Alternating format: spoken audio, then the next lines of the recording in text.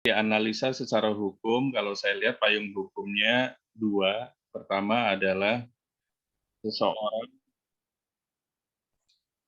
seseorang atau sekelompok orang membuat sebuah video, ada perannya, ada pemerannya, kemudian video itu diupload ke media, elektronik, baik, media sosial ataupun mungkin aplikasi tertentu dan lain-lain dan lain-lain. Nah, apa sih menurut teman-teman goal dari mereka? Padahal payung hukum di Indonesia sudah ada gitu loh. Ancaman di pasal pornografi yang membuat, yang menyimpan dan lain-lain itu sekitar 6 tahun, teman-teman.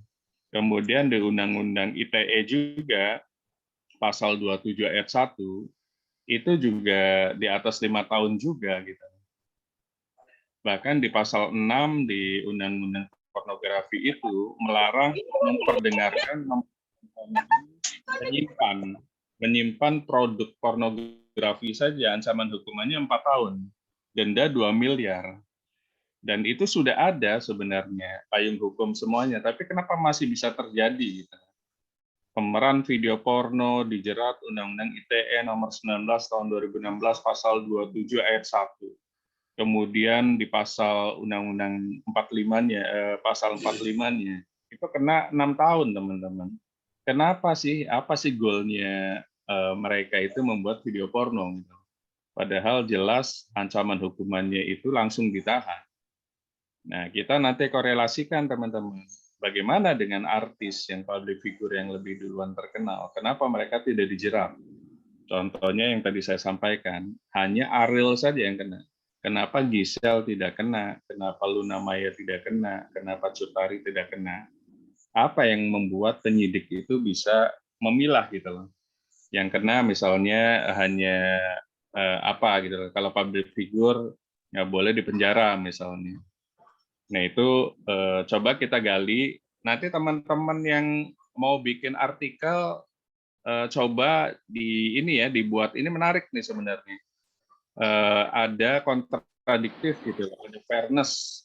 Kok yang public figure tidak ditangkap, yang non public figure kenapa bisa segera sih gitu prosesnya.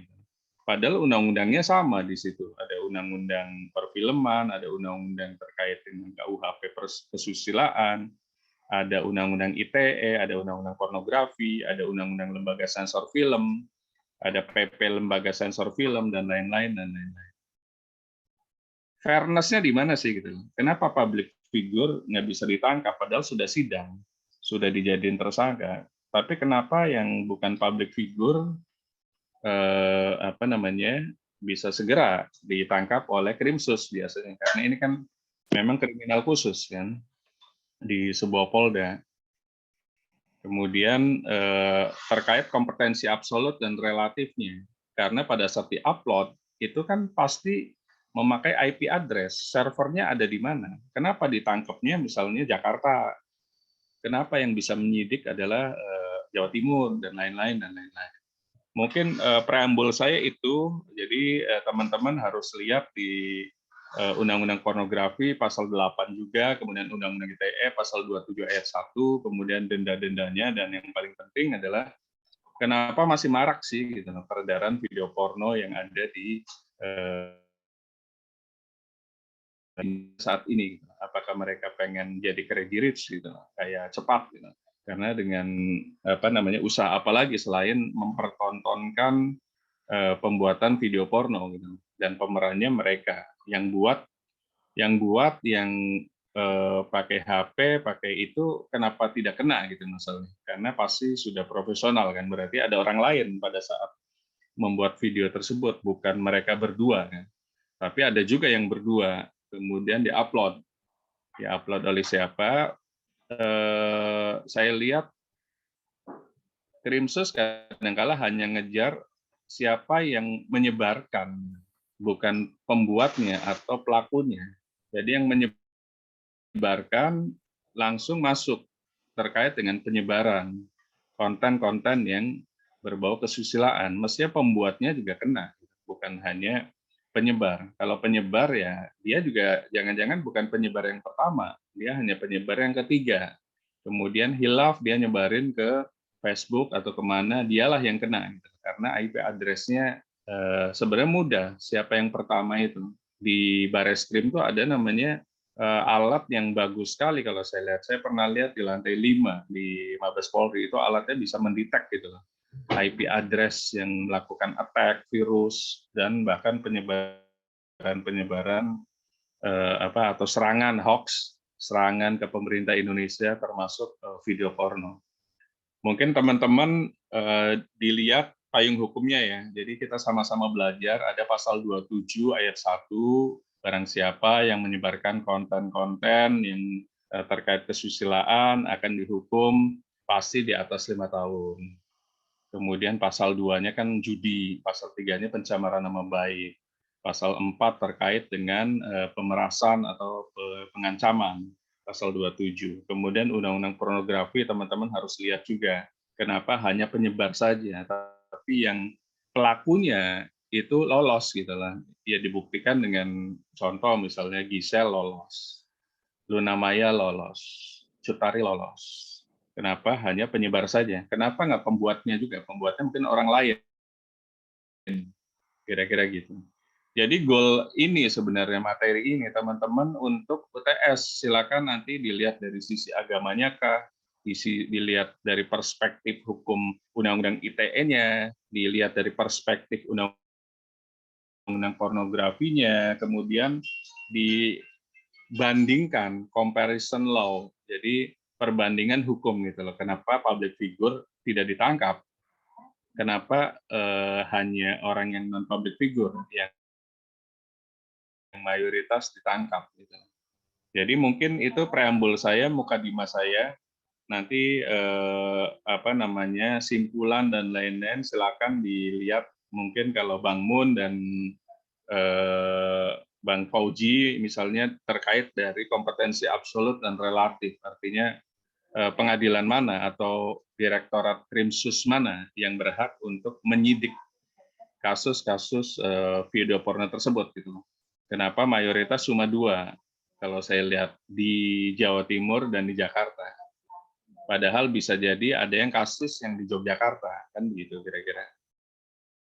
Silakan mungkin ada masukan dari teman-teman. Ada beberapa topik yang mungkin silakan dibahas. Bang Mun mungkin dari kompetensi absolut relatif, Pak Idris dari sisi mungkin undang-undang ITN-nya, kemudian yang lainnya mungkin dari undang-undang pornografinya, mungkin yang Ustadz mungkin dari sisi morality sama keagamaan. Kenapa masih marak gitu loh? Karena sampai kapanpun video porno pasti selalu ada. Nah, bagaimana kita sebagai orang hukum gitu loh bisa memberantas misalnya minimal meminimais tidak terjadinya penyebaran. Nah, bagaimana kalau dibuat oleh dirinya sendiri kemudian tidak disebarkan, misalnya suami istri. Nah itu padahal di situ ada kan yang menyimpan juga, ada kena 4 tahun. Nah itu bagaimana? Mungkin silakan mengalir saja, mungkin Bang Mun duluan boleh, atau mungkin Ibu Wita silakan, Pak Ilman juga silakan, karena ini masuk metodologi penelitian ilmu hukum dan teknologi hukum kalau menurut saya. Bagaimana teknologi hukum digunakan orang untuk berbuat pelanggaran hukum, termasuk mendapatkan keuntungan di sini dengan penyebaran video porno. Monggo dimulai dari Bang Mun, kelihatannya silakan Bang Mun. Dokter, punten, yang lain dulu mungkin ikut dulu. Lagi ada yang ambil dikerjakan. Iya, Pak Idris mungkin dari undang-undang ITN-nya atau dari undang-undang pornografinya atau kompetensi absolut relatifnya.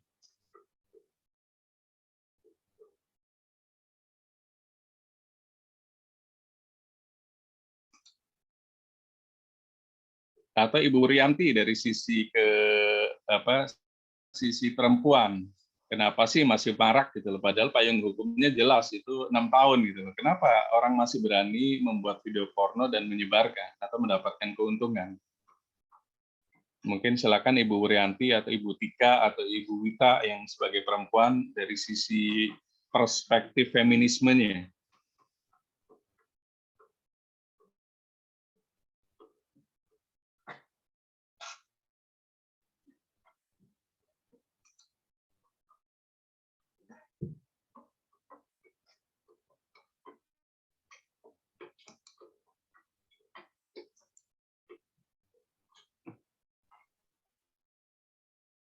Mohon izin Pak Dokter, siap. Silakan Pak Idris.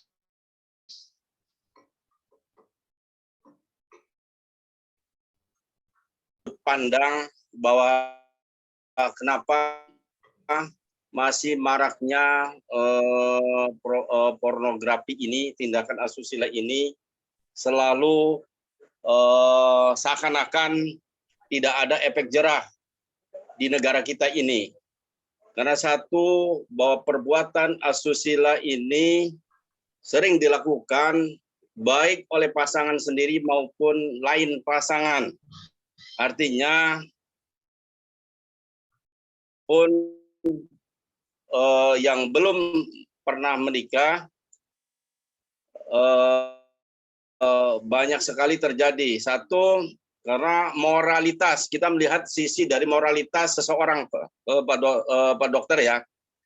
Moralitas, rendahnya moralitas seseorang terkait pemahaman dari sisi agama, gitu. Dan keduanya, kenapa setiap public figure pornografi ini selalu unsur ketika ada perbuatan yang menyangkut asusila dan lain-lain, itu adalah sudah masuk pasal masuk jeratan pidana.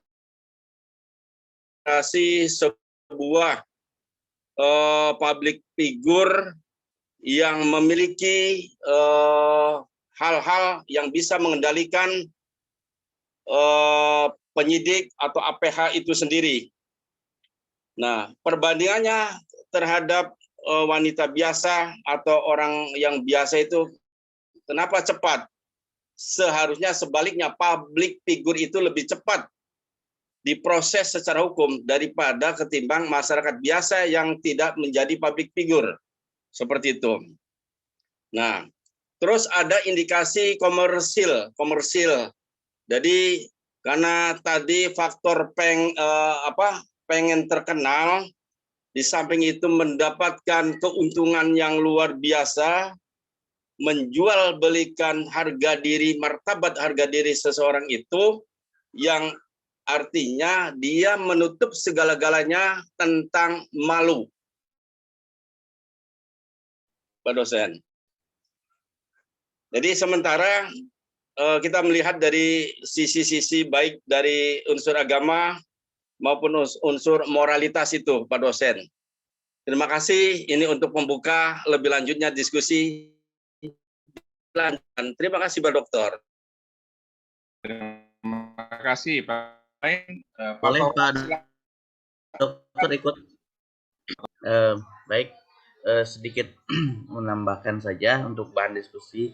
Mungkin permasalahannya kaitan dengan pornografi ataupun porno aksi ini adanya demand seperti kasus yang kebaya merah itu kan ada permintaan, ternyata kan ada permintaan kemudian dibuatkan.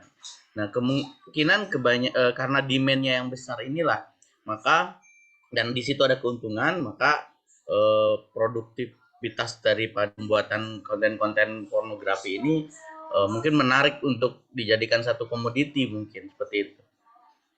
Mungkin itu saja tanggapannya Pak Dokter. Oke, yang lainnya mungkin ada dua terkait dengan Pak Taufan dan Pak Idris. Kalau Pak Idris masih melihat dari sisi morality dan unsur tidak ada malu di Pak Taufan dari sisi permintaan dari masyarakat, bahwa ada permintaan terkait video porno tersebut. Mungkin ya kita bisa analisa juga nanti kenapa ada demand gitu. Mungkin yang lainnya dari sisi hukum ke feminis mekanismenya bisa berbicara mungkin